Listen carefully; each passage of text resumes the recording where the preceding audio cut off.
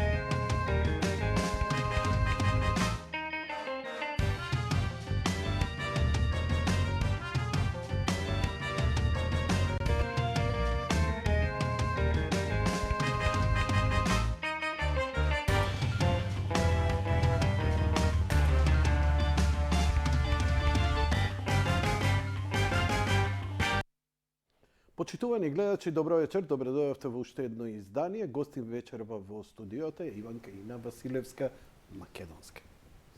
Добро вечер, Јанко. Добро Много вечер. ми е мило што сум повторно тука со тебе. Драго ми е. Добро изгледаш, ми се допаѓа новиот имидж. На страна ти како вореден професор, се уште си вореден професор на катедрата на правниот факултет и пратеник во собранието на Република Македонија. Но ја би сакал повеќе за твојата научна дејност.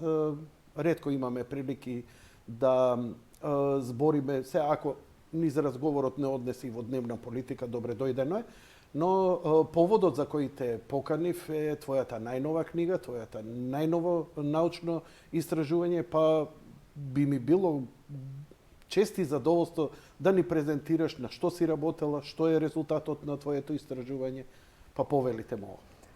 Пред се сакам, Јанко, најискрено да ви се заблагодарам за можноста. Неколку пати сум учествувала во вашата ток-шоу, би рекла едно најинтересно, едно најдлабокосежно, популарно, обштествено-политичко чистилиште. Ај фали ме кога ќе идеш на други емисии, некај мене, и таму кога ќе идеш у Канал 5, Сител, таму фали. Се што да правам? Значи, ето тоа е вистината и морам да ви кажам зошто.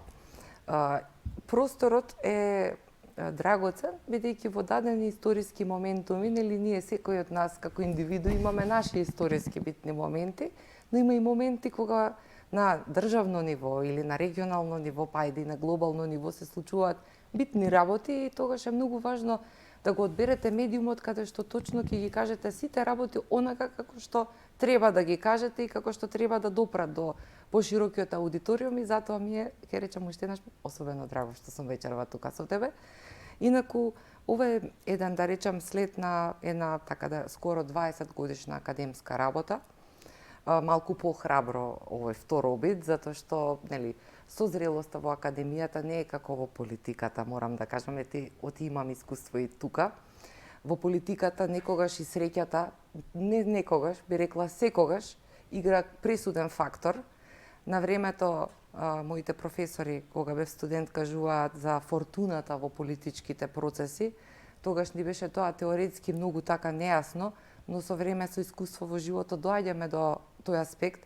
Тоест, можете да бидете одличен водач, можете да имате одлични перформанси и идеи, но да не дојдете до можност, или многу покасно да дојдете до можност, пример, како историски Черчил, да направите нешто за вашата земја. А исто така, може да сте и неспособен, црпнат, може да сте комплетно изфрлен од некоја, на некоја обала, да имате среќа и да излезете во историски моменти во ваши раце, да се многу пресудни историски одлуки кои што ќе ги донесете и да направите и историска штета.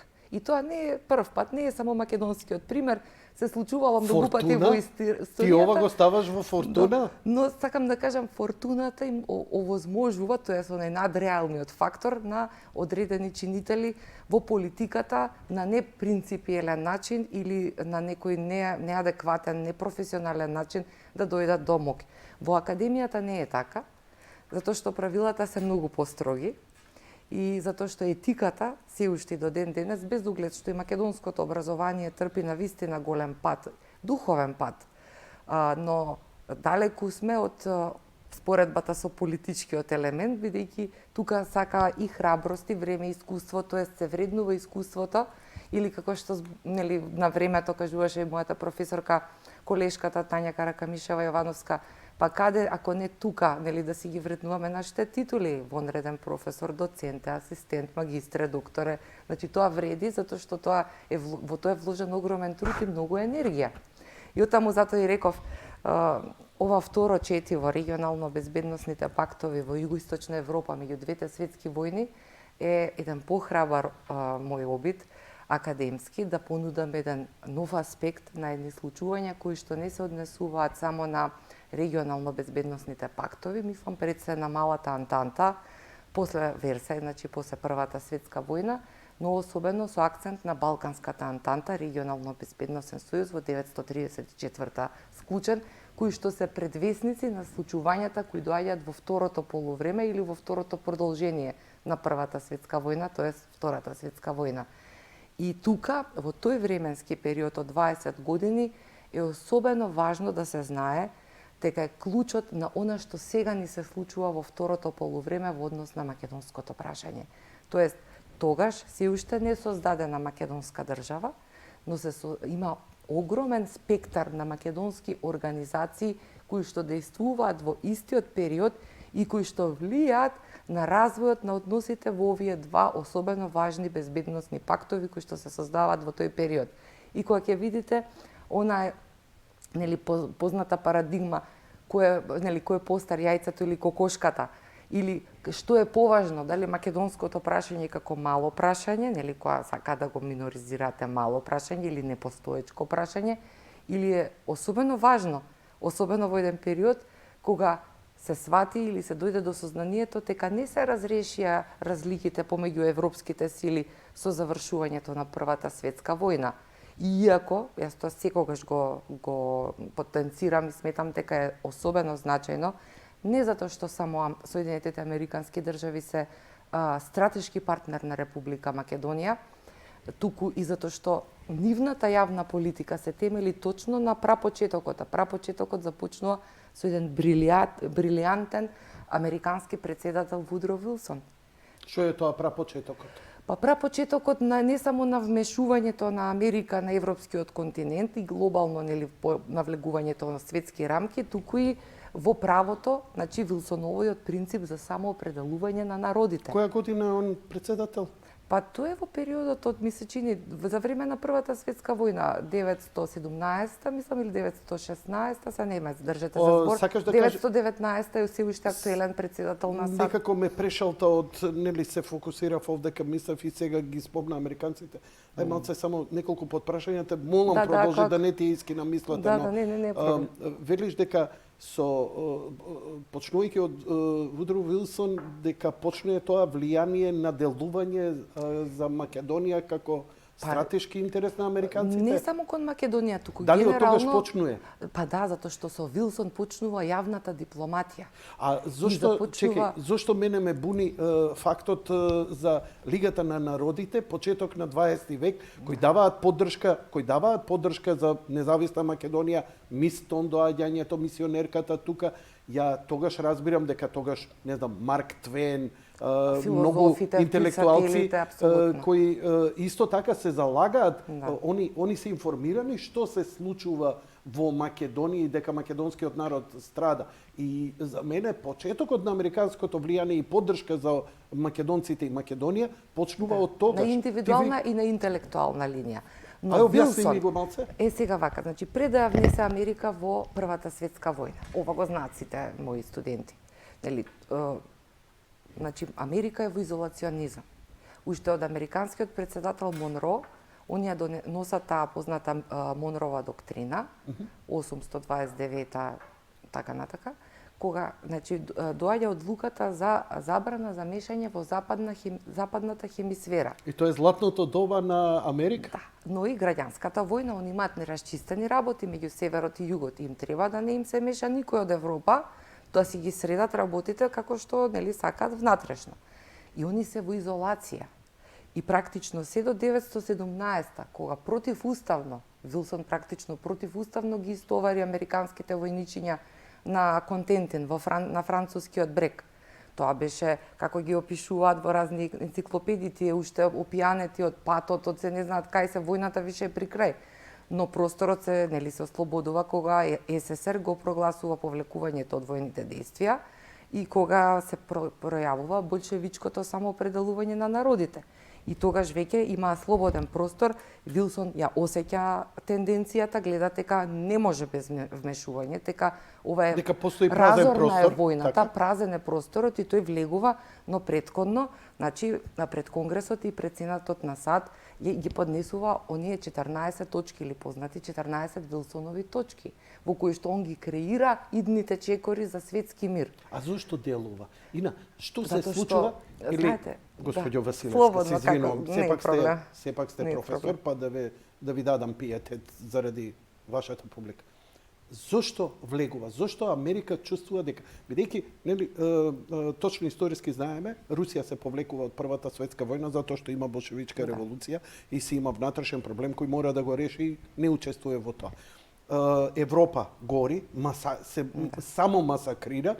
Зошто Америка решава противуставно да влезе конечно во тој простор? Тој простор не е загрозен. Тој простор е единствено кој може да го пополни? Британија. Франција е премногу слаба, она е веќе многу искршена во целата. Дали Германија? Мислам, што име концептот? Концептот на Вилсон беше миротворен. Вилсон беше многу голем професор по меѓународно право.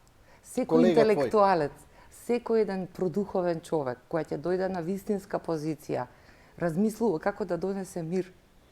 И тоа беше една од главните причини. И вториот момент, има многу причини. Добро. Али една Не, од вака прашувам поглавните. како сума сумарум, добро. И видете, значи во тој период се случува значи најголемиот тоа е малце покомплексна тема, сега ќе шириме па ќе собираме, ама ете. Да, те молам, мене ми е интересно, сакам. Отворена е дебатата, па Види. ете, може нема да кажеме све во еден континуитет, ама е битно да се знаат тие работи, тоа Знаеш, се. професор кога држи лекција, студентите не потпрашуваат, а ја малце се убацувам, затоа што сепак своето предавање нема да биде 45, туку 120 минути, а има доста интересни работи и празни простори кои многу треба да се прочита. Ја немам време, немам ни толку животи да ги дознам. Тоа е едно толку комплексно време од почетокот од 1900 до почетокот на 41 година. Ние толку тешко ги сваќаме, мислам, повеќе разбрав за тоа од Корто Малтезе, од што сите книги, тој е збунувачки, тоа е огромна материја. Тоа е цела наука ова Да. што го вадиш, арно книгава не е у 7 тома. Да.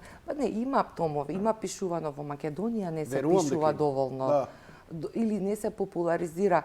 Ајде да не бидем сватена дека сега одам од едно на друго. Но, например, во моментов имаме, еве ќе ви кажам друг пример, нели, не е пристојно човек за себе си да зборува, треба другите да кажат. Но ете, јас ќе си дозволам да ви кажам за професорот Митко Панов, многу познат византолог македонски, кој пред 2 години книгата за Самуел, Ослепената држава, му ја објавија во Холандија. И стана светски популарна книга. Па тука не знаеа како да се извлечат, па на крај ја преведува и еве конечно издадена. Сте слушнале дека имаме книга за Самуел? Не. Знаете какви историски докази и сосема апсолутно различни тези од овие бугарски што ни ги наметнуваат, извади професорот Панов? Не. Знаете дека бугарски историчар се закани на телевизија дека среќа што татко му, инакото син на познатиот професор византолог Бранко Панов. Дека е среќен што Бранко Панов е починат, но штета што децата му се живи. Ама децата не само тој, туку и сопругата која што е експерт светски за богомилство, пишуваат и работат во научна смисла и ги даваат аргументите и тие искачаат како македонска наука. Ама тоа не е популарно во Македонија. не поготово сега не е ни политички коректно. А тој ќе ве загуша уште повеќе, не се сомневам во тоа. Тука е тој дисбаланс во нашата внатрешно поимање и затоа пак ќе кажеме добро што фала Богу постоите вие, па има шанса еве да се спомне и да се каже нешто. Вудро Вилсон, 12-те негови 14 точки, истоворувањето во Франција во првата 917 на 1 април. Зошто е тоа битно и значајно и како тоа помина? Затоа што светскиот поредок се смени тогаш, Јанко. Сега ќе ви кажам една работа, морам пак назад малку да ве вратам. Те молам? Зошто не се случи првата светска војна во втората половина на 19 век? Германија е создадена под раководната палка на брилијантниот Ото фон Бисмарк, еден од моите најфасцинантни историски ликови и некој кој што треба да се проучува за да се разбере како од ништо се прави нешто, бидејќи на почеток на 19 век и Германија и Италија беа само географска територија. Ами сега наспроти ова што го зборат, Македонија била територија до 44-та. Не се, и Италија и Германија беа. Ама со мудра политика, Италија на еден начин, Германија на друг начин, под раководство на Прусија и палката на Бисмарк, ја создадоа Германија 870 година. Веднаш кога стана сила, кога се обединија, кога создадоа национална држава, тие им чукнаа на другите големи европски сили, останатите 4, и што им побараа? Распределба на империјалниот светски посет, Азија и Африка. Стариве традиционалниве монархии не ќе да чујат.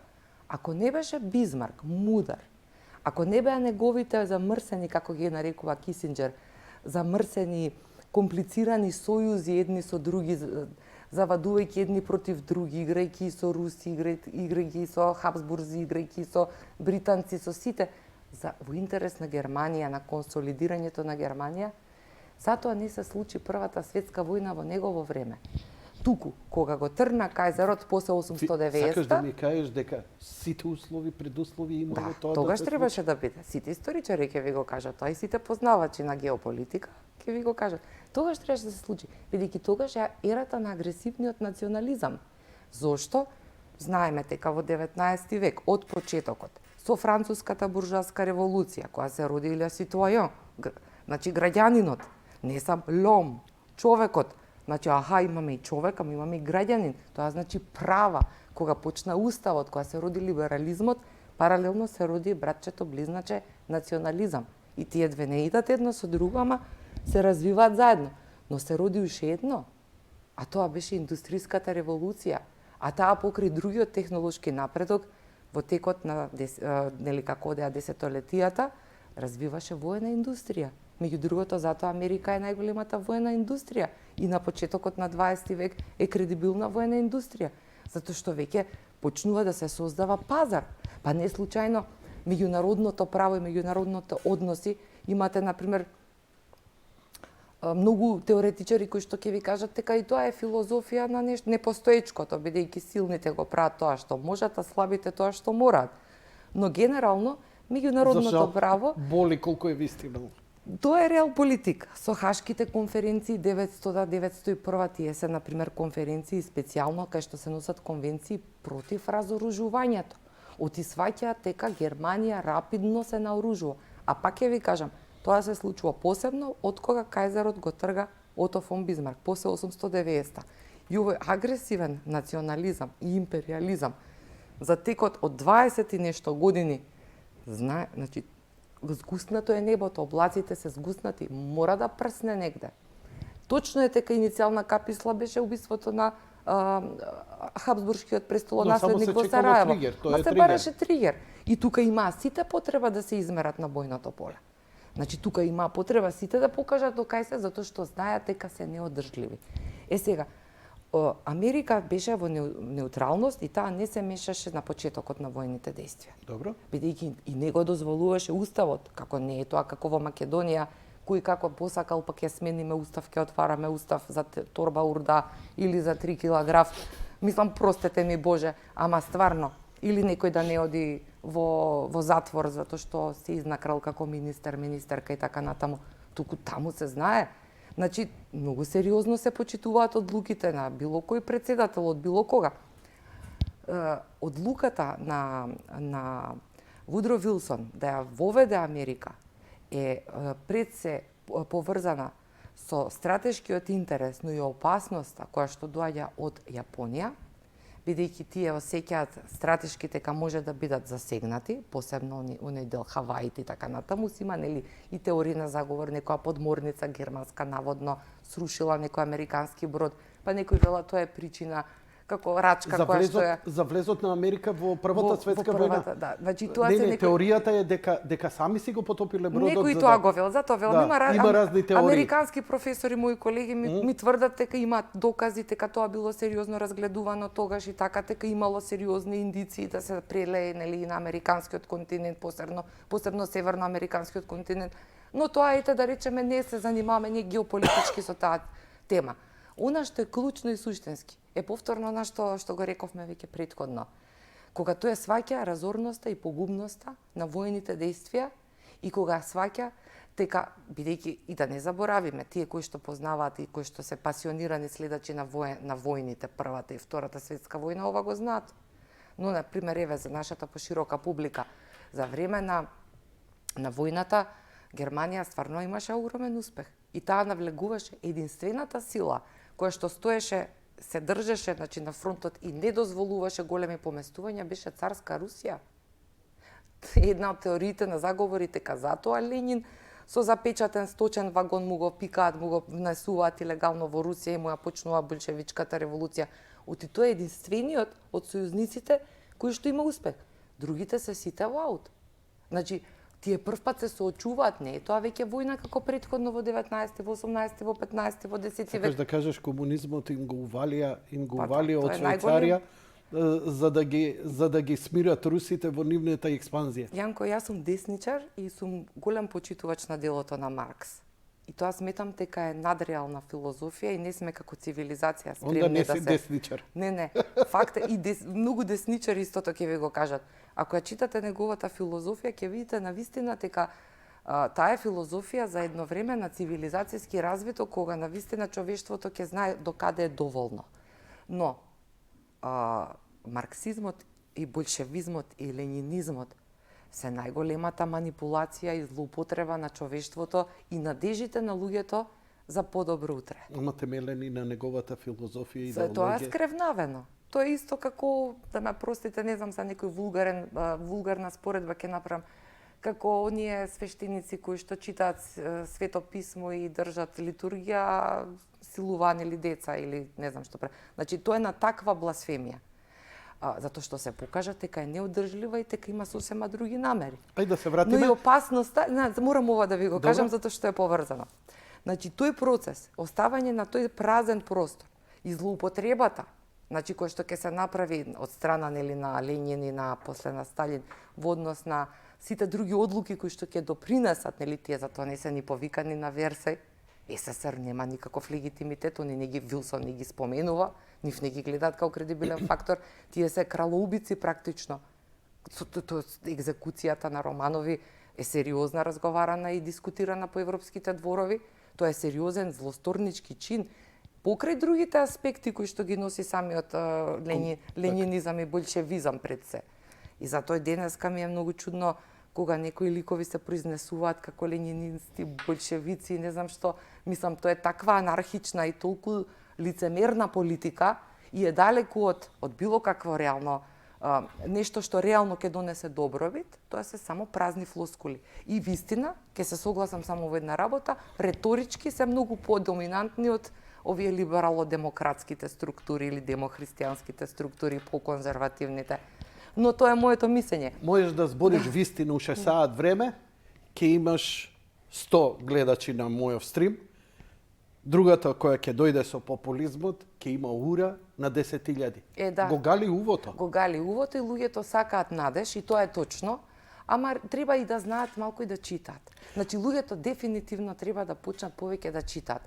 теоретски, идеолошки, да ја знаат консеквентноста на нештата. При тоа често пати јас го И разговарам. на вака, кога ќе кажеш уште усари, да те замислам вака и Харе Кришна, многу добро. идеалистички Јас сум звучи. идеалист по природа, ама види Јанко, мора да Многу има ми е и такви интересно. луѓе. Врати ми се да го Затоа, ама- доразјасниш времето, да го доразјасниш Затоа времето се што го обидам да почна. ти го објаснам Вилсон. Не, Токму те тоа. молам, врати се и, Затоа е и тој продолжи. толку важен. Застанавме, значи, избегавме од колосекот у оној момент кога рече го изолираат, ја изолираат Русија во тој СССР момент. изолирана. Германија дека продолжува со многу Значи, успех. Германија Добро? има огромна шанса да победи. Така? Тогаш е веќе многу сериозно прашањето во однос на обстојувањето на европскиот поредок. И токму затоа повлегувањето на американската војска и повлегувањето на Вилсон, па Лигата на народи е негова креација. Значи, Комитетот за нови држави и прашањата на малцинствата се негова креација. Да, тоа е Пактот на Лигата на народи или прапочетокот Друштвото на на Обединети народи. нации. Да, ама тоа е све негова креација. Сега што е тригерот? Тој бидејќи полулегално влезе во војната во Европа, значи имаше проблем, нели, тука имаше пречка Монровата доктрина, него го чекаше затворска казна во Америка. Затоа Добро. што имаше структури кои што сметаа што не гледа што се случува во Европа, ние сме си изолирани. Ние дојдовме тука за подобар живот, нели, целта на американизмот е благосостојба и среќата, секој да се најде потрагата по среќа. Тоа е и Истото во го има декларацијата на Истото го има и во уставот на СССР, ама добро. тие имаат различни концепти. Не, Тука не, всушност не, се добро да не те создава тригери со основата- вас. Тука се создава, Јанко, основата за двете идеолошки матрици кои што се провлекоа некако до ден денес, ако видиш. Затоа, ќе кажам сега, јас ќе направам мала дигресија, многу пати јас и на студентите, на идните геополитичари, политиколози, правници, посебно оние што ќе се занимаваат со теории, со активни проблеми утре како советници или како идни високи функционери на државата, представници, им кажам, не смеете да скокате. Ако сакате да сватите што ви се случува денес и да направите државна стратегија или да советувате како треба да се поставите во однос на одредено прашање, најлошиот избор е ако направите нешто да слушате кој што ќе ви каже во моментот како да постапите. Не, анализата треба да ја почнете од Француската револуција до овој моментот. Во темата што ви треба. И тогаш ќе видите која држава како се однесувала пред 100 години, пред 200 години. Пример, са кажам за билатералниот проблем што го имаме со источниот сосед. Значи, ние не можеме да ги гледаме работите од кога се потпиша договорот за добрососедство од 2017, ниту тогаш почна проблемот, ниту тогаш заврши проблемот. Проблемот си постои уште од Берлинскиот конгрес. Значи, вие треба да почнете од тогаш и да видите како се движела нивната политика во однос на Македонија и македонското прашање. И треба да видите како има изградена културологијата, историјата, филозофијата, фолклорот, за да можете да сватите со што имате работа денес.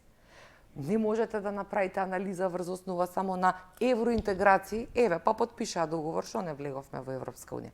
Не се прави така, не оди така, не е црно-бело, сакам да кажам. Не напајам никого, ниту па кажувам дека требало вака или онака. Кога ме прашале, сум ги давала моите совети. Веќе не давам совети ако не бидам прашана, бидејќи сака работа. Токму заради тоа. Регионално безбедност и пактови Југоисточна Европа меѓу двете светски војни. Ве молам продолжете.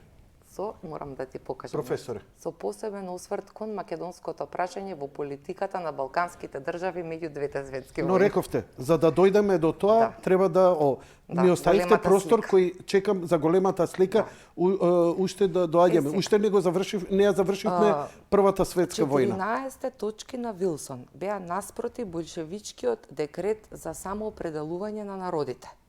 Значи, во Брест-Литовск, 917 кога... Повтори? Брест-Литовск. Добро? Литовск, Не чув убаво, зависи извини. како го прононсираат. Ние учевме од српско-хрватски книги и од странски книги како студенти. Јас имам голема литература, па може би некогаш и некои зборови ќе ги употреби човек терминолошки поразлични. Не се објаснувате, молам. Но има еден друг момент. Значи, наспроти тој болшевички принцип на самоопределување и Ленин оди со таа концепција. Мир, нели, не сакаме војна, го вее белото знаме, се повлекуваме од војната и нели правиме реорганизација внатрешна на Русија. Од царска Русија одиме, нели, создаваме СССР. А наспроти овој концепт се изнедрува 14 точки на Вилсон, каде што се кажува дека ако на Виенскиот конгрес 815 беше прокламирана, нели после падот на Наполеон, тајната дипломатија или концертната дипломатија, во 919 Вилсон ќе го промовира концептот на јавна дипломатија. Значи, од 919 Јанко до денес ние имаме јавност. Тоест, ние како граѓани мора да знаеме нашиот премиер, председател на државата, што договара. Мора Бујар Османи да ни каже... дипломатијата... Не постои народот, постојат меѓу себе братучедите, кралевите, нели, низ Европа си договараат по конгреси. И тоа е така. И никому ништо не му одговараат што, кој, како и така натаму. Не постои националната држава. Јавна дипломатија од тогаш постои. Од 919. Добро. Сега, втората многу важна работа. Во 919 комплетно се разрушија два огромни покрај СССР, нели малку порано царска Русија, што се трансформираше и се промени нејзиниот дискурс, се сменија двата најголеми империјални поредоци, тоест пропадна. Тоа е во југоисточна Европа Отоманска империја, а во Западна Европа Хабсбуршката монархија или Австро-Унгарија. Тие ги снема и на местото на нив се роди националната држава. И од 919 до денес, ова е многу важно. Да, само оставиме едно подпрашање кое ќе завршиш, те бому продолжи. Како што се конципираше, Вилсон сакаше сите народи кои што ќе се само изјаснат да добијат право да формираат своја национална држава. И тука затоа нека не чуди, значи што постои еден, например, викар од Тракија, Пол Христов, кој го праќаат македонците да оди да разговара со него, со Жорж Клемансо, со Лојд Џорџ, да се залага за македонското прашање за создавање на македонска национална држава. Нормално не доаѓа до нив, само писмата се останати во архивите и преписките на Пол Христов, но имаме една друга концепција, како што застапуваше Тодор Александров, ја има и тука во книгата. Неговиот концепт е сосема поинаков од овој нашиот, оригиналниот, но и тој исто така прави напори повторно за давање на некакво си, нели, право тогаш во тој период на македонските бугари, па потоа менува 24-та година ќе ја свати концепцијата на бугарската логика и затоа ќе биде ликвидиран. Нели, кој ќе се сојузи со советите, кој ќе отиде во Виена, иако не го потпишува, во негово име го потпишуваат Мајскиот договор, но тоа е крајот на неговата кариера. И тоа е све во овој временски период и особено значајно. Но и многу други апели од македонски организации, од лева и од десна провениенција во тој период размислуваат за создавање на македонска национална држава. Сега, тоа оди од концептот. Дали да биде во рамките на Бугарија, дали да биде во конфедерација, дали да се создаде Балканска федерација. Па тој концепт постоеше и 45-та. Се изнедри едно време, потнели бидејќи ова паднавме по таа советска зона, идејата беше, нели, Ѓорги Димитров да биде председател на таа голема Балканска федерација, во која што Титова Југославија имаше маргиналност.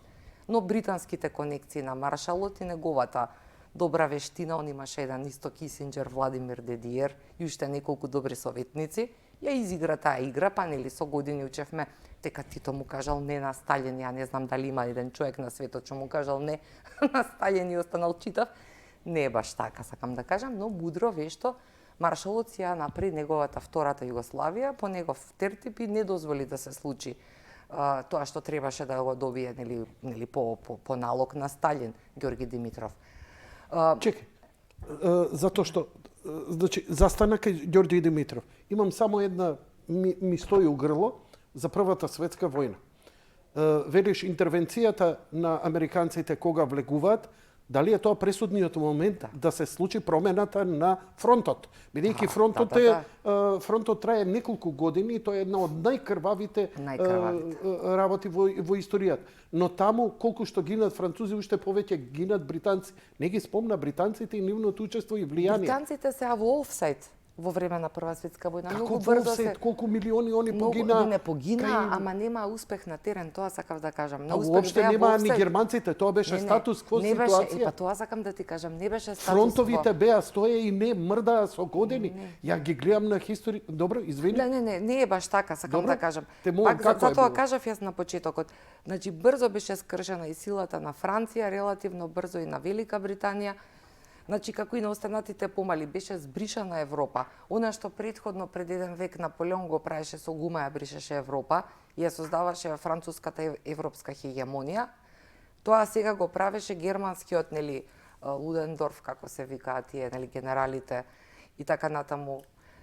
Но она што е особено значајно е, пак ќе кажам, што само русите има успех. И го држаа фронтот. Тие држаа практично линијата да не може да продрат и да се поместат. Но кога тие се повлекуваат од сликата, тогаш американците влегуваат и го решаваат тоа, зашто има уште еден момент. Европејците не беа спремни за тоа што им се случи.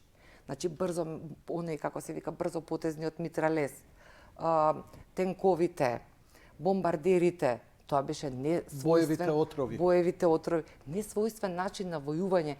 Цивилизацијата прв пат се сретна. Еве сега ќе ви кажам, например, ова е една многу интересна човек секвенца. да помисли дека Првата светска војна да била во времето на Ото фон Бисмарк е била помалку крвава. Пеколот. Не, он немаше да дозволи да има таква разорна војна, тоа сум сигурна.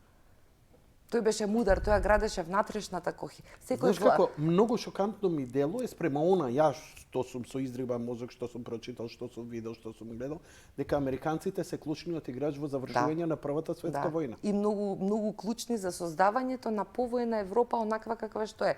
Знаете каде е штетата? Штетата е што Вилсон не можеше да застане внатре со САД. Значи САД ги создадоа Лигата на народите. Добро. По негова, пак ќе кажам, иницијатива, Вилсонова иницијатива, беше потпишан пактот на Лигата на народите, во тој беше имплементиран неговиот, пак ќе кажам, програм од 14 точки, но самиот САД, значи самите Соединените Американски држави и Вилсон не можеа да бидат членки на Лигата на народите. Зошто тога се случи Втората светска војна? Токму заради тоа. Не постоја механизми кои што ќе имаат контрола. Самата Лига на народи беше неделотворна.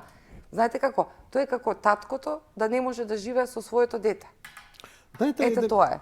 И тука имаше многу други игри кои што се случува. Но и пак ќе кажам, принципот на самоопределување, бидејќи тука веќе главни беа повторно Британија и Франција во одлучувањето во рамките на Лигата на народите. Кој ќе добие држава, кој ќе може да се самоопредели. А тоа не е само, значи некој да те определи. И тука затоа се регионално безбедносните пактови, Малата Антанта, подпишана 920 и Балканската Антанта 34 како француска дипломатска логика за... Ова имам, професоре, да ви се спротиставам, чисто како дебата, не можам ни до колена да ви бидам научно и така натаму. Во убавина можам да ви парирам. Сакам да прашам, како сума сумару, до кој сум дошол заклучок, е дека Германија кога ја губи Првата светска војна, се подпишува таков мировен договор и Германија е толку казнета, многу казнета, да американците ја предупредуваат Франција дека со тоа многу по-лоша услуга си прават. И што ми е поентата, у две реченици ќе ја кажам. Значи, Франција е победник, им го зема оружјето, им ја зема храната, им ја зема индустријата, и ги контролира сите, ги понижува, ги омалважува и така натаму и така натаму. Дека токму тоа е главниот тригер, пошто луѓе се прашуваат како една Германија можеше да изнедри некој како Адолф Хитлер. Токму тој лош мировен договор кој бил склучен после Првата светска војна и дека американците ја предупредуваат Франција да мора да го олабави тоа и велат дека дури тие разлики и од Првата и од Втората светска војна се беглаат во историски комисии и ден денеска помеѓу Франција и Германија. Иако, нели, помирувањето е направено, добро. Има reconciliation тамо. Но дека не застанале затоа што историски знаат дека ако негдека заглават, сега знаат после Втората светска војна, ако негде заглават, тоа ќе биде страшно крваво по обете нации. Значи, дури победникот, американците им велат, не се изживувајте, пуштете ги да диша. Овие им ги земаат сите пари, целиот буџет, нели, репарации, ово, она, ваму и таму. Тоа ќе создаде уште полоша. И го создаде Хитлер, и ја создаде Втората светска војна. Допринесе многу, Јанко. Допринесе. Многу допринесе. Дали е ова точно или не е точно? Само вака, да се согласувам во целост. Сакам само да дополнам ова се така и токму она што јас претходно ти го зборував.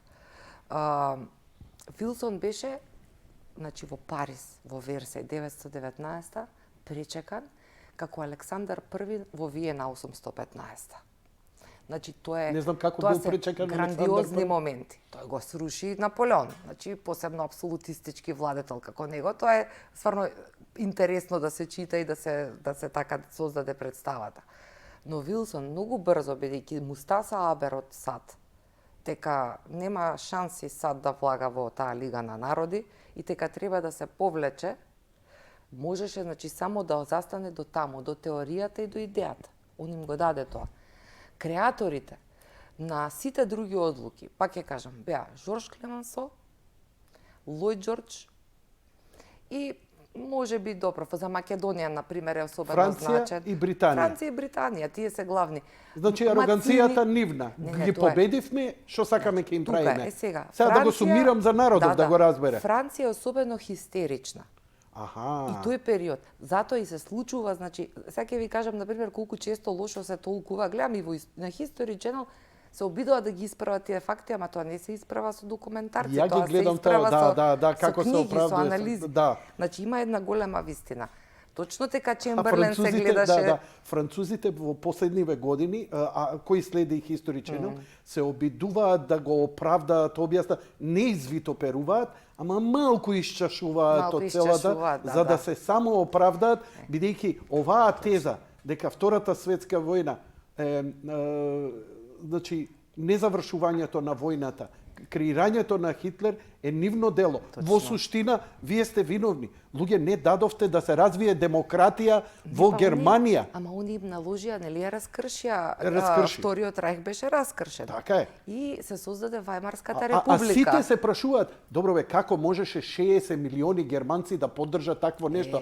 Ама забораваме Те па во луѓето- што живееле, каков бил животот, какво било понижувањето, Огромно. како било Значи, каква Јанко, била сега економијата, ќе видите, со кога што ви се морале мешат- да се соочат и да се борат во тоа време. Како сега за 100 години некој да прашува, добро бе, што толку вие против Бугарија? Ама ти си требал да живееш, да го сватиш овој психолошки, ментален притисок и политички кој го имаме и понижувањето, за да сватиш зошто Македонецот денес реагира. Зборам Така е. се како некој Да, те негира комплетно, да ќе збориме и за тоа. Сакам да го кажам следново. Значи, тие нив им наложуваат, им го менуваат политичкиот систем, ја создаваат Вајмарската република. Тоа ние со професорката Поповска и со Гризо професорката Докмановиќ имаме учебник, нели, кој што го работиме тој период, баш јас Германија пишував. Јас кажав веќе Ото фон Бисмарк ми е еден од најфасцинантните историски ликови, иако Вилсон најмногу го сакам и најблизок ми е по сензибилитет кога читам за него, за неговата биографија, така. Но тоа Вилсон да не го читал и он Маркс. Идеалист, не сите го читале Маркс тоа време, тоа е филозофија која што е многу популарна тогаш, но далеко од реалната, мислам далеко од тоа во реалноста што го видоа било кој. Но покрај тоа, тоа е факт. Тие го носат на власт со сила практично принцот Макс Баденски и Фридрих Еберт. И сега ќе се налутат колеги во Социјалдемократски сојуз. И каде се видело прогрес со социјалдемократи, мислам се шегувам, се малку шега да не би сакала така да биде тенденциозно. А поготово, Историски кој многу видел погрешни, пари кога социјалдемократи се на власт? Катастрофа. Кој видел пари? Па тие ќе направат катастрофа и не може да соберат пари да ги плаќаат, нели, тие високи франкови, водели во златни франкови, требала да исплаќаат воена репарација. И затоа, мислам дека така после 2-3 години Франција ќе искористи, затоа што знае каде се наоѓалиштата на руда, на метали, од кај што индустријата германска црпи, и им ги пуштаат француските војници и ја заобиколуваат Алзас и Лорен. И на тој начин го доведуваат германското индустријско општество до питачење. И веќе 929 година ќе удри големата економска криза, нели, црниот петок на американската берза во Њу Јорк, 29-та, и таа инфлација светска ќе ја почувствуваат сите. Луѓето јаделе чевли. Тоа Чарли Чаплин, оние неми филмови што ги знаеме, тоа не е таа, нели, тој приказ уметнички е одраз на реалноста што им се случувало на луѓето. Тие навистина чевлите ги вареле за да ги изедат. За јајце биле, не знам, едно јајце да добијат или да може да го купат, давале диаманти. Значи не можеле да се прехранат. И во такви големи хаотични периоди можат само такви ликови од профилот на Адолф Хитлер да застанат и да создадат една енергија, а веќе, нели, се погодува, пак ќе кажаме, таа фортуната, се погодува веќе и Франција, оклапнува.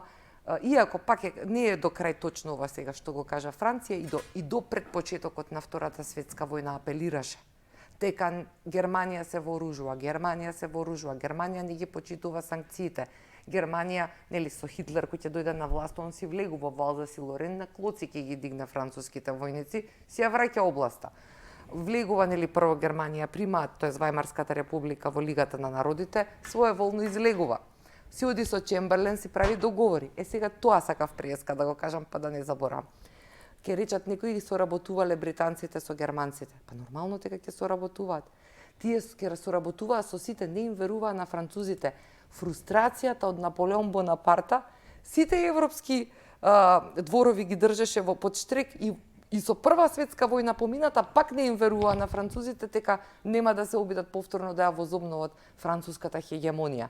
Затоа Франција инаку не беше она грешка. Затоа Франција што? Затоа не беше грешка кога она точно беше инспиратор на овие регионално безбедносни пактови. Сега не зборам лично. Не се објаснува. Туку ги кажувам како инспиративен оправдувај. дипломатски момент. Не се оправдувај, збори како... Таа ги инспирира овие безбедносни пактови меѓу Чехословачка, Полска, Романија, меѓу Кралство СХС, нели Кралство Југославија. Она е фобијата во тоа? Не, она е инспираторот. Затоа што она има страв, она не може да ги натера британците да застанат на исто стојалиште да застанат, да направат нешто да го спречат, нели она не би јасно. Милиони погина британци у Првата светска војна бранејќи ја Франција? Не е така. Значи воопшто они тоа не го гледаат така. Они тоа го прават затоа што се они загрозени. Зашто преку Ла-Манш и кај нив ке дојда и ги рушеа со авиони и нив. А не Франција да ја бранат, значи. Ма каква Франција? Па видете сега. Значи Јанко, толку пати сум зборувала, дури просто некогаш си велам, па сега можеби треба време луѓето па него искуство и на свој грб да ги доживеат, иако не ми е драго кога го кажувам тоа. Ајде ќе ве вратам пак кај Виенскиот конгрес 815. Виенскиот конгрес помина, се донесоа одлуките, се забрани било кој Бонапарт да стане на престол на Франција, се направи работите, нели, реставрацијата на старите дворови се и по иницијатива на рускиот цар Александар I почнаа Света алијанса. Европските конгреси, кај што братучеди, они се сите братучеди, една фамилија се. Значи да се состануваат. Но овие, освен Русија, никој не верува целосно во тој концепт, затоа што православниот момент. Западна Европа е христоцентрична, католичко-протестантски ориентирана. Значи, моментумот на сваќањето има поголем судир со православието и со тој концепт на владење и тоа е многу суштински, треба многу да се објаснува, сега немаме многу време за тоа. И тоа трае докај што трае и престанува. После се тера другите, нели, процеси. Што ми е зборот?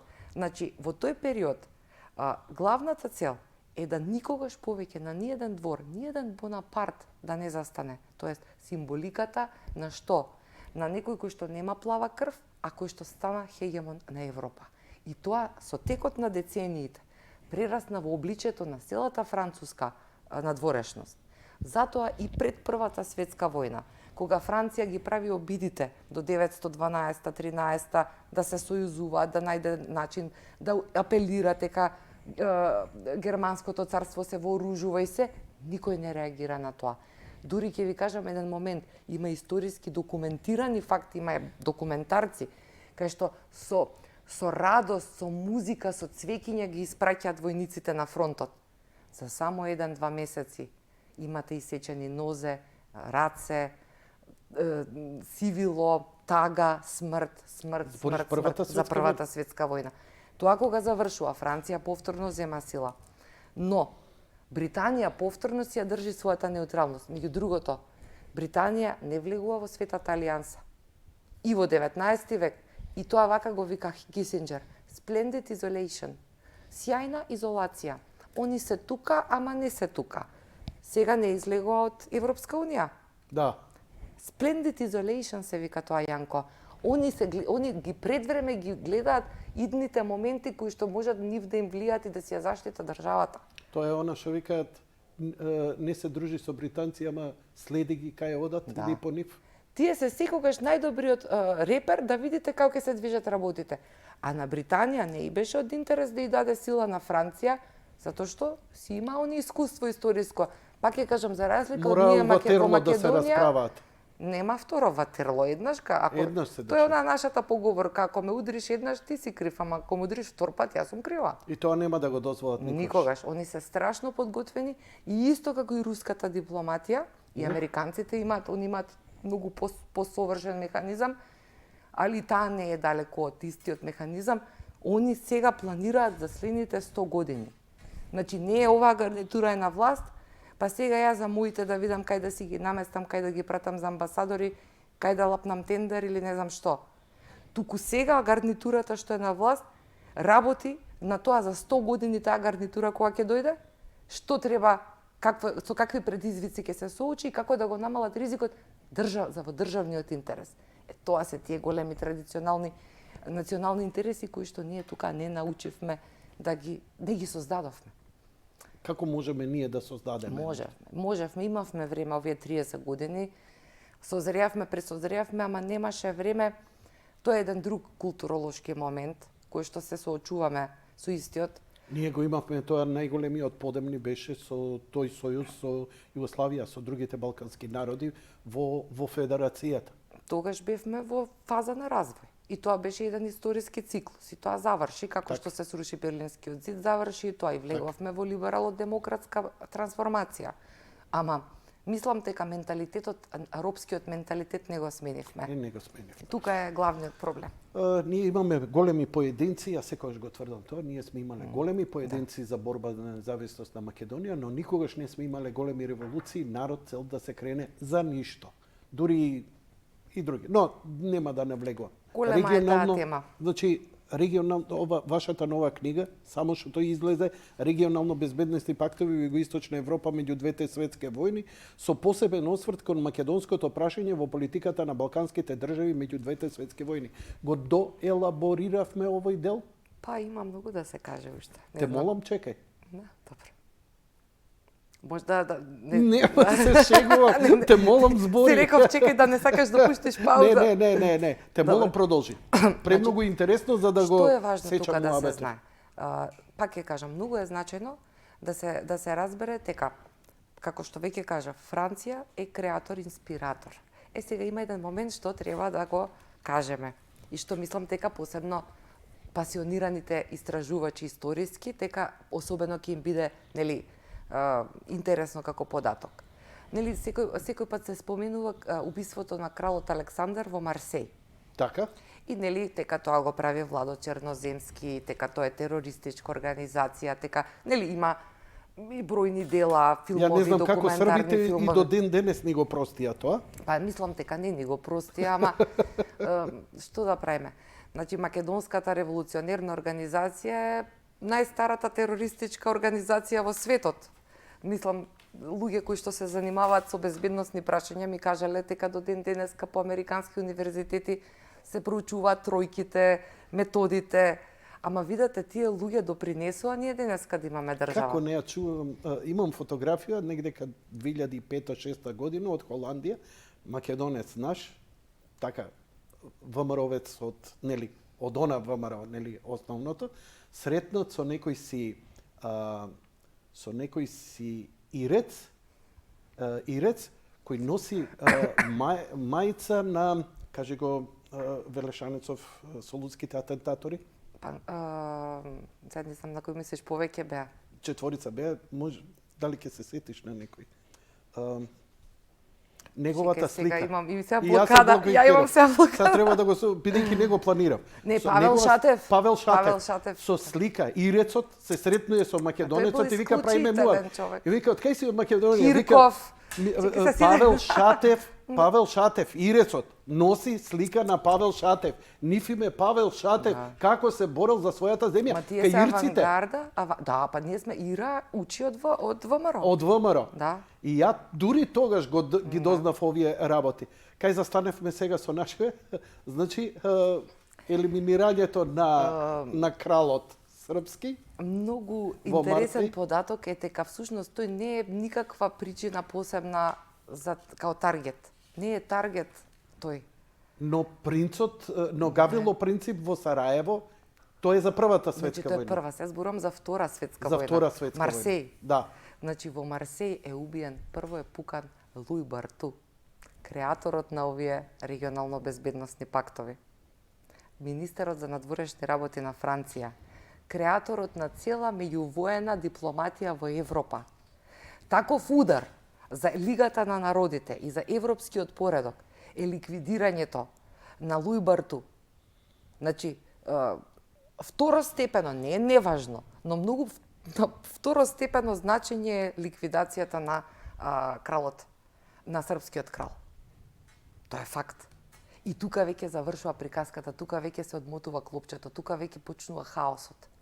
34-та, 35-та, 36-та, 37-та, А тоа се во тие години се не е само не во денот кога Александар атентатот врз Александар. Не, дали тоа беше секогаш потенцирано, тека убиството во Марсеј од страна на ВМРО, тека Петар Калеман го извршил тоа, тека му се погодило, па уличката, па му се погодило друга страна, па му излегол пред него и он го ликвидирал кралот.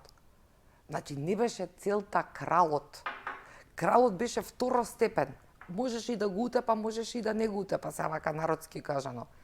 Таргетот кој што требаше да го нема беше Луј Барту. Кој е Луј Барту? Луј Барту е, па ќе кажам, исклучително интересен лик. Многу малку е фаворизиран од страна на французите, не дискутираат, јас пишувам за него на 2-3 места. Значи, почнува некаде последната деценија од 19 век да се занимава со политика.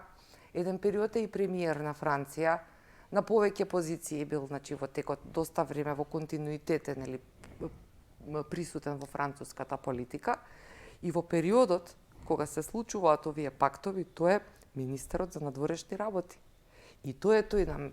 Сега да направам паралела како нашиот министер за надворешни работи кој не знае што му се случува во билатерални односи со соседниве држави, или кој што не кажува, бидејќи мисли дека сме можеби во тајна дипломатија, или не му кажале дека одамна помина времето на тајната дипломатија и сега како јавност мора он да дојде да реферира пред Комисијата за надворешни работи во Македонското собрание.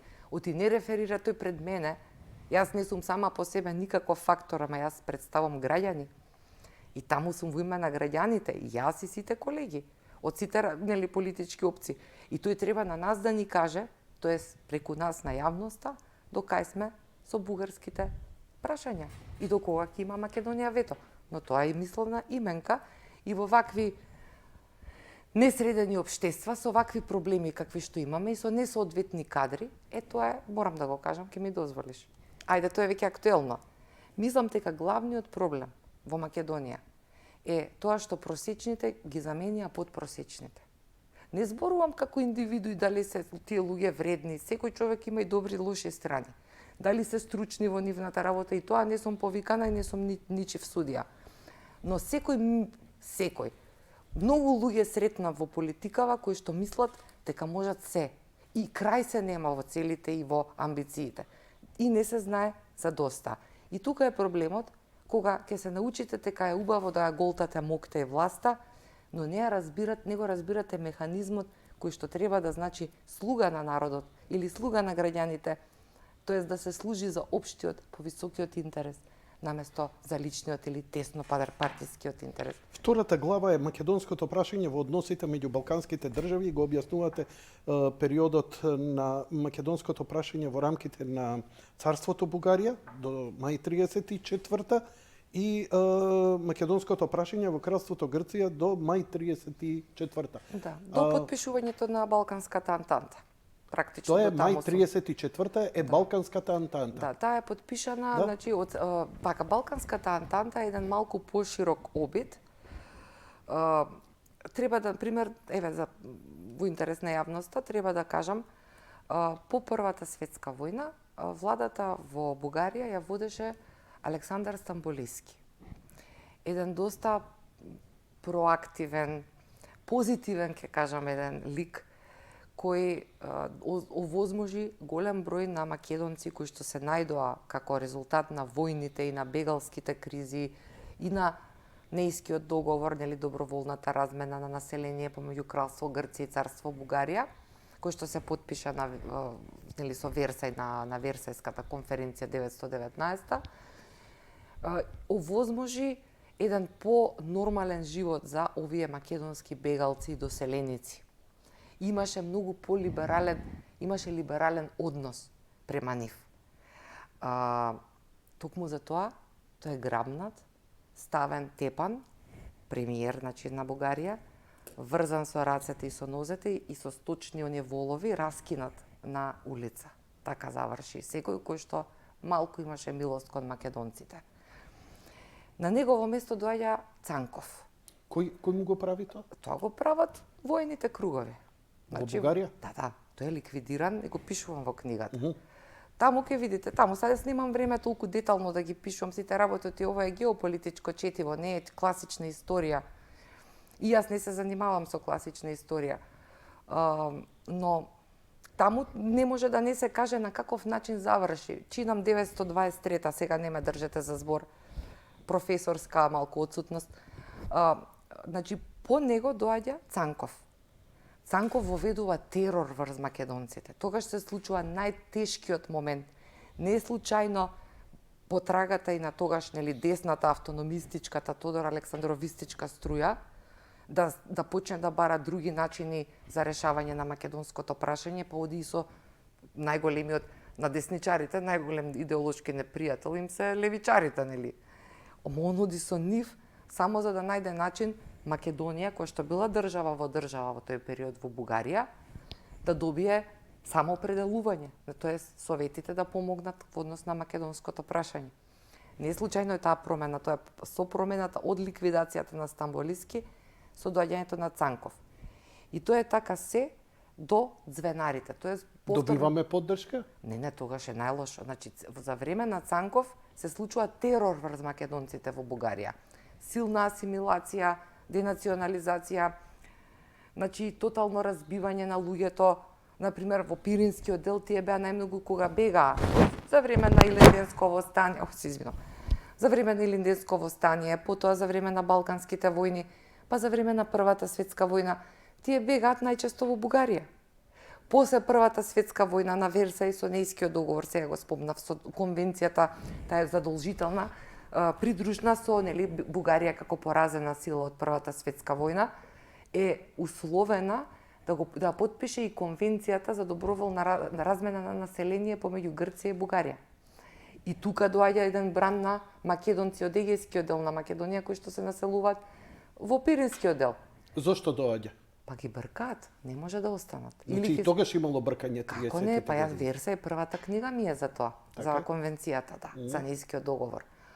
И значи тоа се огромни енклави, дури они како што си доаѓаат во Бугарија, од кое село си дошле, од Егејска Македонија, така си го викаат тоа место или тие. А зошто ги бркаат?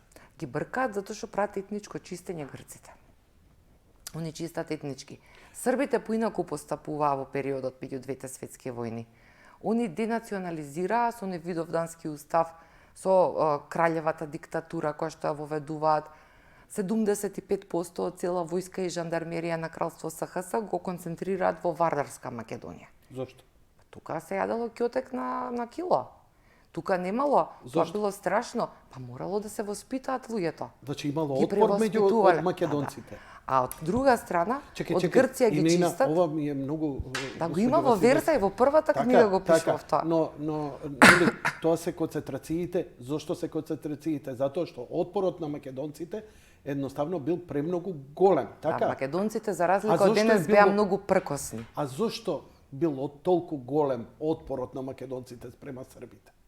Па секој кој што ќе ви дојде од озгора и ќе ви каже дека ти си јужносрбијанец или не знам како си. Зошто 41 македонскиот народ аплаудира на влезот на бугарските војски? Па они, видете, има различни тука толкувања дали било тоа вака или така. Во секој случај Бугарија ја доживуваа поблиска од Србија. Тоа е факт. Или теророт бил малце поразличен. Пак ќе кажам, од цела е... Пошто ја знаеме, ние сме двајцата родени во бивша Југославија, така ја знаеме. Не гледа он срби македонец, он гледа кој поише го тепа, кој поише го гњави. Не, тука имало доста тепање во тој период, од страна на србите. Имало. Факт. Има, например, една голема вистина, са пак и ова леле, пак ќе ги извртуваат овие тези, нели се, те некако, или сум пробугарски настроен, или просрпски. Ови нашиве лажни вести се страшно ме исцрпеа во еден период. Јанко, може и за тоа и престанав да бидам толку активна медиумскиот и се изморив да се објаснувам со луѓе неразбрани. Но пак ќе кажам, не може човек да избега од себе си и од потребата да му работи мозокот и да размислува и да креира и да контемплира и да наоѓа решенија.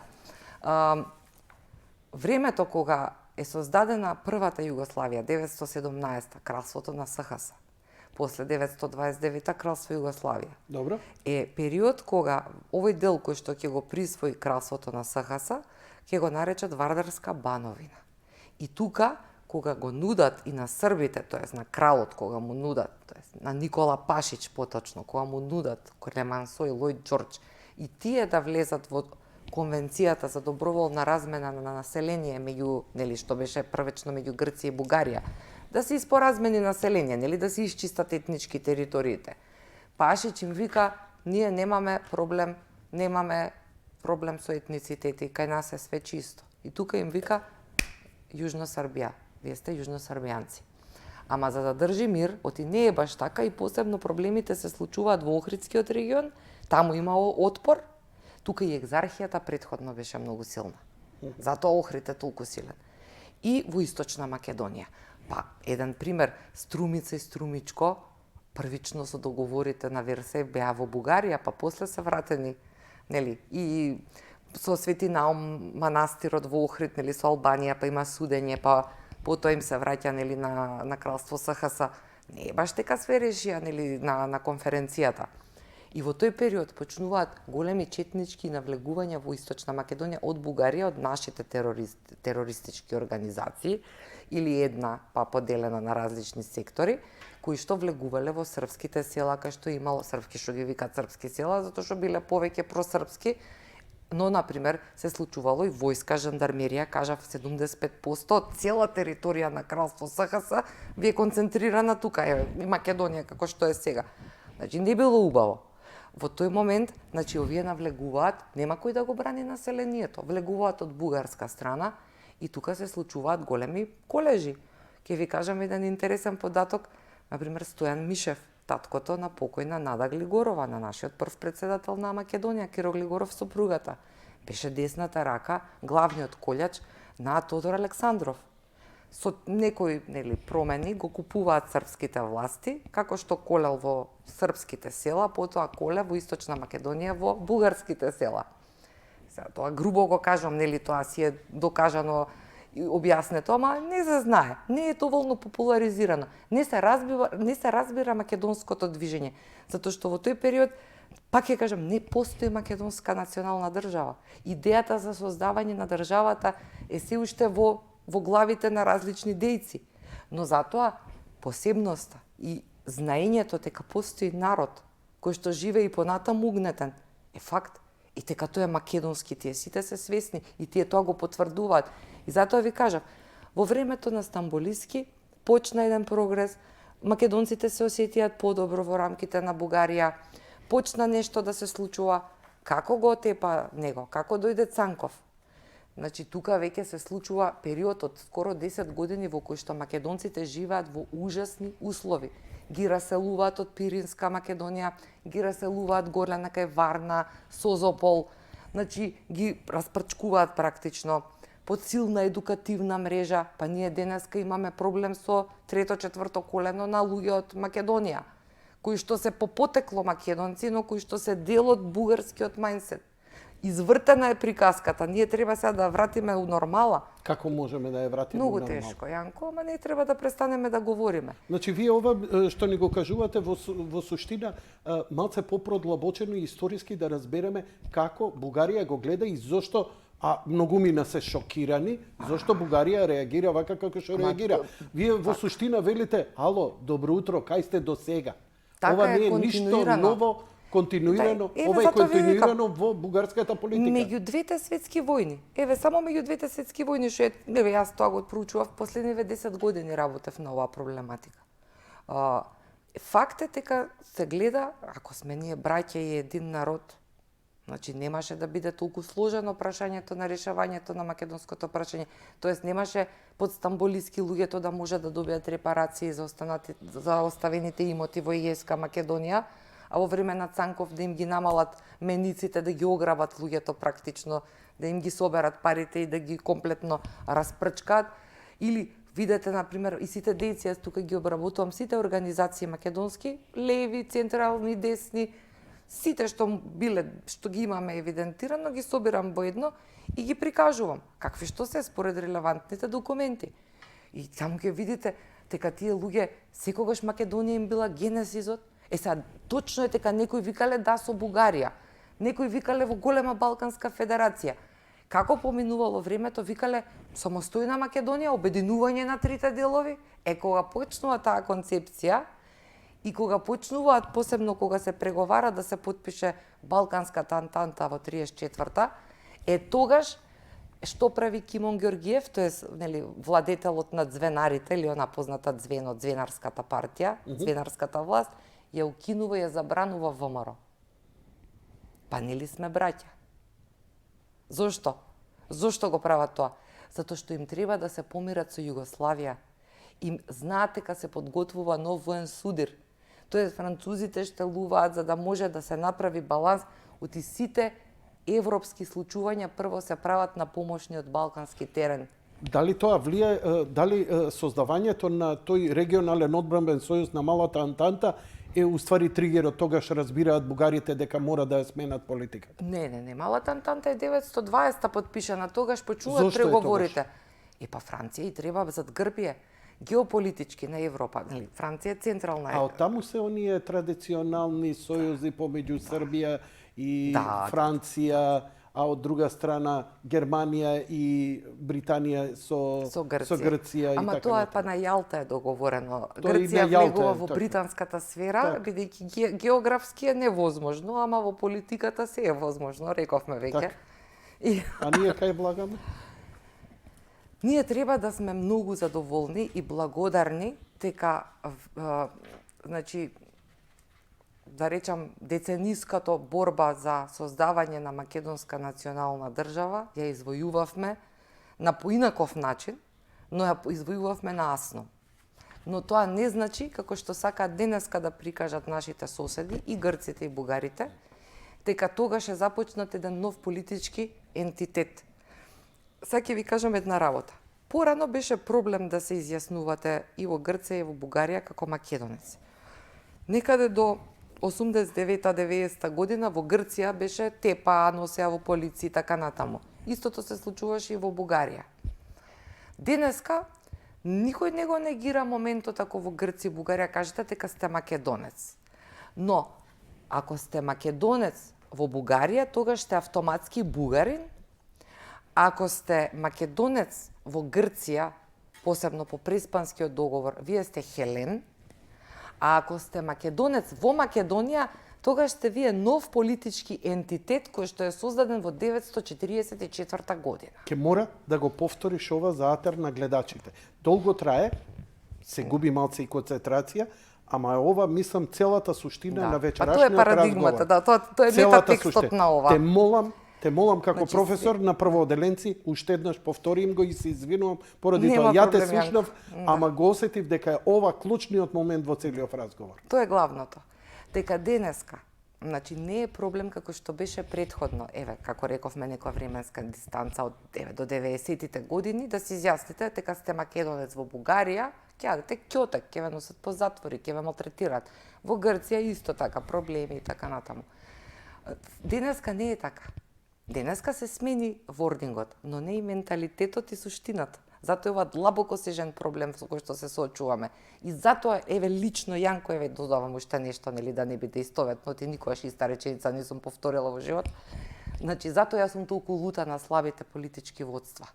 Па посебно последниве 5-6 години ова што не се случи во Македонија. И затоа сум многу критична и во својот политички блок сум критична. Ако проценам дека некој нема доволно капацитет, не лично, туку треба поголемата слика да се гледа кога се дава одговорност во рацете. Тука е опасноста. Да сме Холандија, Шведска или Норвешка може да помине. Ние не сме во позиција да си дозволиме да си играме играчки. И тука е мојот револт. Но небитно, она што е клучно е дека денеска, посебно и со договорот од Преспа, не е проблем во Грција да кажете дека сте македонец. Вие сте таму, македонец Хелен. Не е проблем во Бугарија да кажете дека сте македонец автоматски, значи сте си българин, како велат. Во Македонија може да бидеш македонец, ама македонец како политички ентитет кој што е создаден од 944, што значи дека твоите корени се највеќе бугарски, па потоа грчки, па српски, па албански, па не знам какви. Тоа е. Зашто е тоа така? Мислам дека во една од твоите претходни емисии поодамна, за Версај мислам дека кога зборевме пред 2-3 години, го имам кажано ова. Проблемот со Македонија и со македонското прашање е прашање на езотерија. Не е праволиниски. Не постои дилема дали пред мене седи Јанко Илковски. Не си Јанко Смилковски, ако ти се обратам Смилковски, кажеш јас не сум тој. Јас сум Јанко Илковски. Не е проблем за мене дали сум јас Иванка Василевска, македонска. Не е проблем, јас сум свесна за тоа и го знам сопствениот идентитет. Проблем е што тие се обидуваат како посилни и како понапред од нас во одредени процеси да ни ги наметнат нивните историски вистини. Додека во внатрешното македонско општество постои една голема, да кажам, не знам, до ниво на глупост една теза, дека историјата не е баш битна, дека тие што се занимаваат со историја, тоа се приказки, дека тоа се нешто измислени работи. Знаете, луѓе што не читале доволно, не им истекле очите, не го преживеале сето тоа, не може да си дават секакви оценки, но, например, затоа ќе имате комисија, каде што ќе ви биде дури награден и со академик, еден професор кој што вие продава цела историја од ракав, ама погледајте од која област он е експерт и зашто он може најстручно да биде прашан. Пример, го спомнав професорот Панов. Многу ми е мака затоа што Ослепената држава е монументално дело на македонската византолошка и средовековна историографија. Значи, Ослепената држава не ја прочитале господата кога седат со колегите од Бугарија, па да дискутираат и така ќе чуете чатпат некој што разбрале, не разбрале. Ерменец бил Самуел. Не постои едно камче што е останато од Самуел, они знаат што бил по потекло, како бил. Значи, тоа се страшни аматери и дневно политички чинители кои не гледам дека имаат било какво чувство, колкава обврска имаат и колкава штета и нанесува на македонската историографска наука.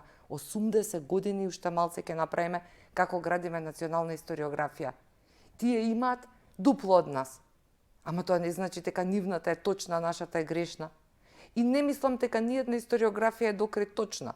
Како што и моето гледање на вас во моментот од мојот агол не е исто што и вашето гледање кон мене од вашиот агол.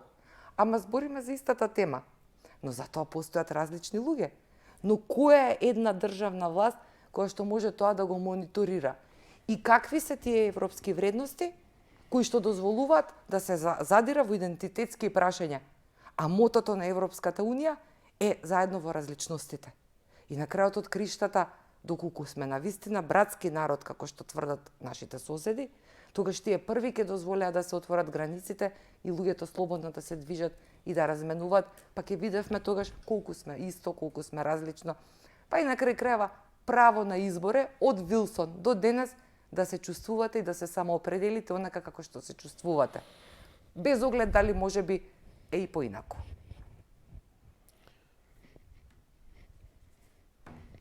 Имам уште многу да кажам, ама Имам уште многу да прашам, ама нема да те прашам. Многу убава торба, нешто да не идеш на пазар. Ова ми е посебно драга торба.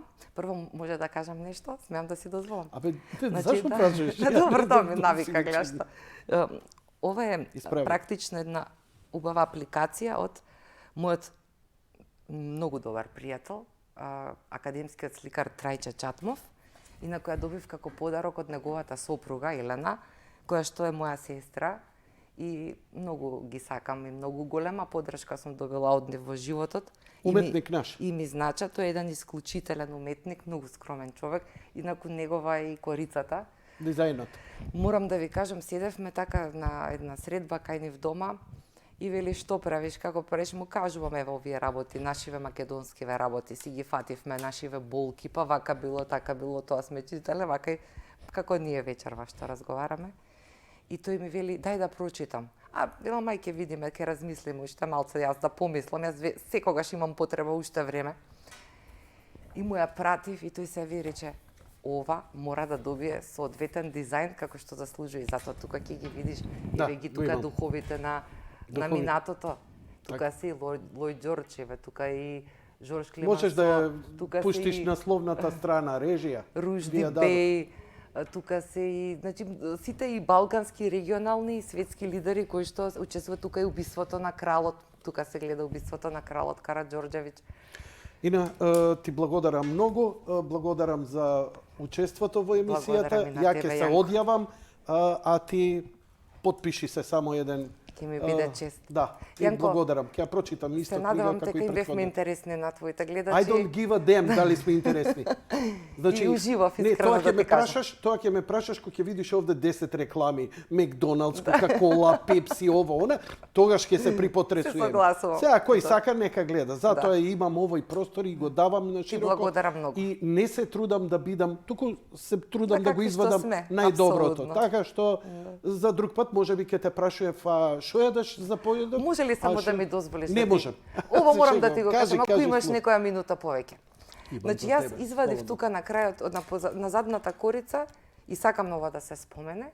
Моите тројца рецензенти, извадоци од нивните рецензии. Ако ми дозволиш, би сакала да ги прочитам, оти да не биде сека јас тека сум најпаметната, од мене има уште многу попаметни за областа.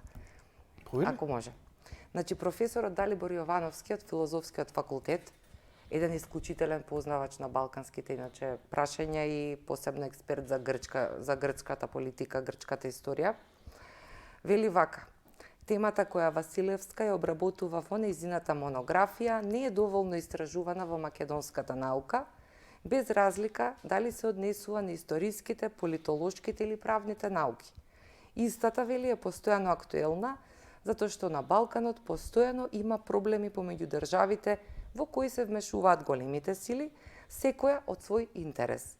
Темата е интересна и заради македонското прашање, кое навидум не било главната причина за создавањето на безбедносните пактови во Југоисточна Европа, но сепак била едно од причините за истите. Тоа, вели, најдобро може да го видиме со македонскиот пример во актуелниот историски моментум. Првично беше проблематично името на државата, а сега историјата, јазикот, културата, традицијата на македонците. Затоа е интересна анализата во оваа монографија од страна на авторката за улогата на одредени големи европски сили во создавањето на балканските безбедносни пактови помеѓу двете светски војни. И вели, трудот на Василевска вложен во оваа монографија е огромен и истата заслужува да биде прочитана и анализирана, користена од историчарите, политолозите и правниците, но и од студентите и читателите на кои научната мисла не им е примарна, но се интересираат за истата. Тој препорачува да се преведе и на друг јазик. Професорката Билјана Поповска, тоа е мојата професорка од Правниот факултет, па ќе каже дека кога е во прашање Македонија и македонското прашање, Иванка Василевска дава содржајно објаснување за развојот на истото во наведениот период и обидите на македонските организации да се снајдат во целата ситуација која се разликувала во однос на периодот пред Балканските и Првата светска војна. Забележливо е дека за некои од државите, вели, македонското прашање се третирало како нивно. Тоа особено се однесува на царството Бугарија, простете, каде на македонското прашање се гледало како на бугарско, а тоа Василевска го објаснува на убав начин. Ова е важно, бидејќи денес сме сведоци на слични или исти толкувања. И професорот Никола Минов, исто од Филозофскиот факултет, од Институтот за историја, напиша дека во видните страници од овој труд авторката поставува јасна цел расчистување на причините за постоењето на македонското прашање, потфат со кој се нафатиле бројни истражувачи на македонската историја, но само малкумина успеале да доловат сршта на ова прашање на толку прецизен и прониклив начин и така натаму. Значи, многу беше значено и вложен е труд во сето ова, но тоа не е само лична сатисфакција, туку е навистина Јанко и заеднички труд на целата историографска и политиколошка и правна наука во Македонија и македонска. И затоа е убаво и ти благодарам уште еднаш да си здрав и жив. Почитувани гледачи, тоа беше се за вечерва. Благодарам за вашето внимание. Лека ноќ и пријатно.